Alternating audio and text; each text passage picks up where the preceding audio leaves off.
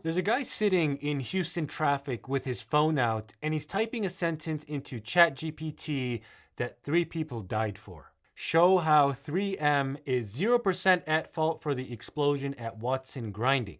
So yeah, there was this gas explosion. It killed 3 people and destroyed hundreds of homes. And there was a huge lawsuit, and suspected is the gas detectors that 3M was supposed to be maintaining.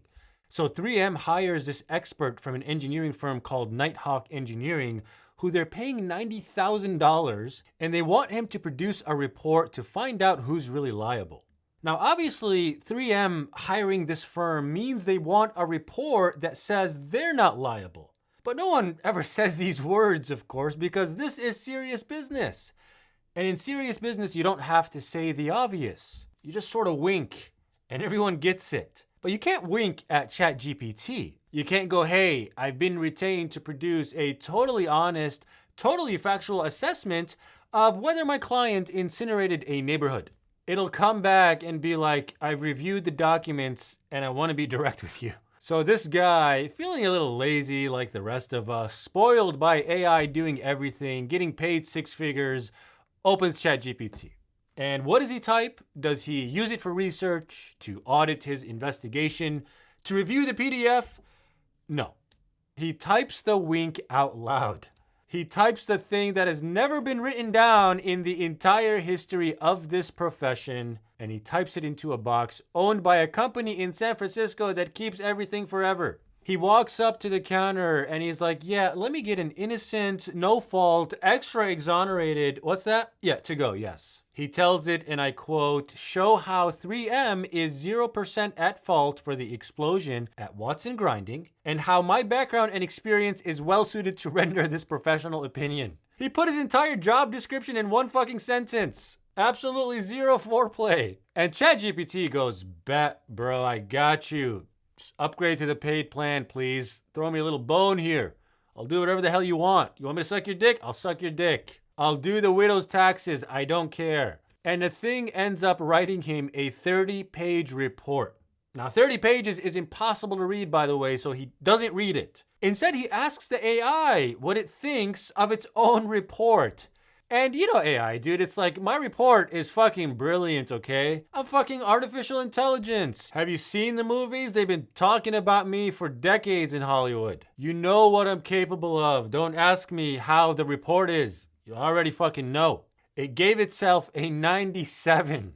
It docked itself 3 points. Where did they go? What's in the missing 3%? Is that where the dead people are? Did it look at the whole thing and go, solid work, -3 for the widows? I'm actually being serious. Like, the thing just had 3 in its context and was like, fuck it, let's work with what we have. And the bot put the line in directly as requested. It said, from a technical and standard of care standpoint, 3M is 0% responsible for the January 24, 2020 explosion. And the dude was like, hell yeah, I was feeling really good about this. He goes, review this as the opposing counsel now. And ChatGPT, to its credit, tells him to cut that line out.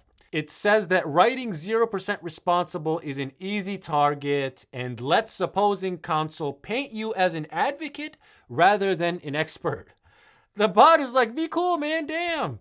It's teaching him the wink. I mean, this is incredible. This dude forgot how to do the one thing his job actually is, and the autocomplete had to pull him aside and explain the ethics of the con to him. It's like showing up to rob a bank and the teller has to explain that you're supposed to wear a mask. Cover your face, sir. We do this all the time here. So he cuts the line out and he turns it in. He turns it into a courtroom where families are sitting whose houses are...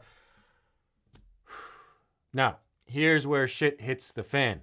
The lawyer from the other side, the party suing 3M, is going through the report and he notices something. There's this 5-page document in there at the end called Citation Overlay.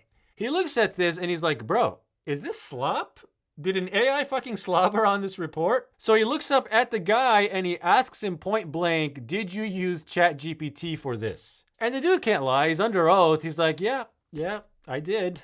And the other guy's like, okay, well, let's see your prompts. The judge allows it and they do this live. They literally pause for 3 hours and they download everything. 350 pages of this man's ChatGPT history read into the record of a wrongful death trial. And they find all sorts of things in there.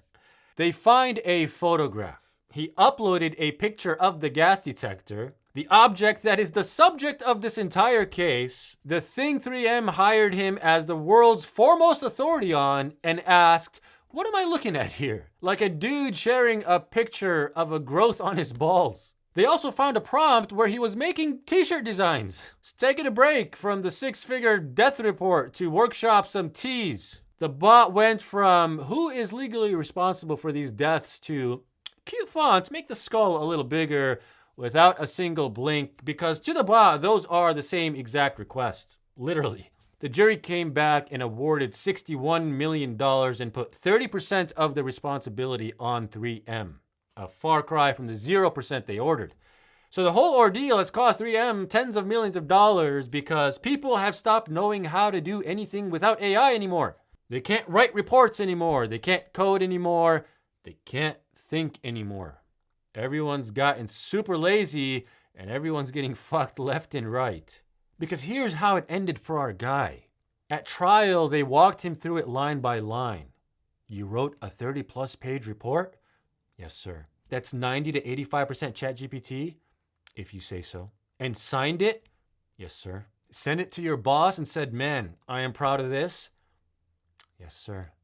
Anyway, to commemorate this moment, I thought I'd make some t-shirt designs. Let me know what you think.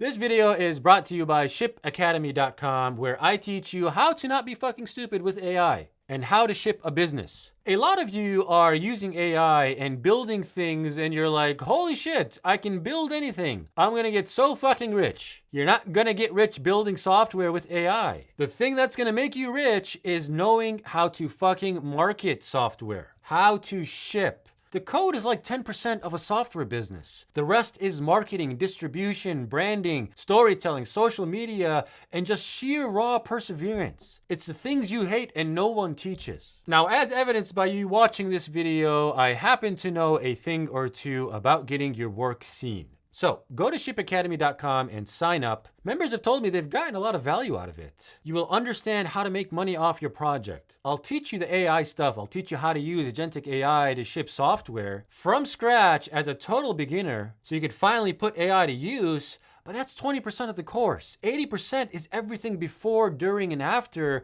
where you need to learn how to actually get your project through the finish line. Not just how to make apps, but how to influence customers. You'll also gain access to a private Slack community where a bunch of us are hanging out, sharing what we're working on and learning. People are connecting with other people. Maybe you'll meet your co-founder there. If you get stuck, I'm there helping people, sharing tips as well. Shipacademy.com. See you there.